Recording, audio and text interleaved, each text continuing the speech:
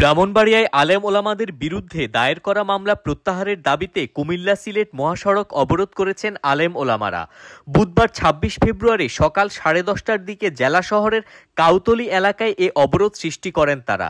এর ফলে যান চলাচল বন্ধ হয়ে পড়ায় মহাসড়কের দুই পাশে যানজট সৃষ্টি হয়েছে। খোঁজ নিয়ে জানা গেছে 2016 ও 2021 সালে পৃথক সহিংসতার ঘটনায় জেলার বিভিন্ন থানায় ৭৫টি মামলা দায়ের হয়। এসব মামলায় ৩,০০০-এরও বেশি হেফাজতে ইসলামের নেতাকর্মী সহ আলেম ওলামাদের আসামি করা হয়। এসব মামলা প্রত্যাহারের দাবিতে বুধবার মহাসড়কে অবস্থান নিয়ে অবরোধ সৃষ্টি করেন আলেম ওলামারা। এর ফলে মহাসড়কে যান চলাচল বন্ধ হয়ে যায়। এতে চরম দুর্ভোগে পড়েছেন সাধারণ যাত্রীরা।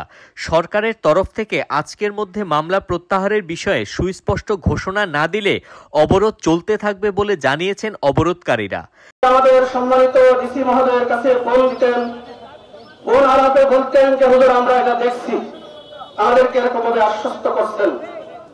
ওই রকম ভাবে আশ্বস্ত করতে করতে অক্টোবর গেল, নভেম্বর গেল, ডিসেম্বর গেল, জানুয়ারি গেল, আজকে ফেব্রুয়ারি, কিন্তু আমরা এখনো পর্যন্ত কোনো এরকম কোনো আশানুরূপ কোনো কথা আপনাদের কাছ থেকে পাই নাই।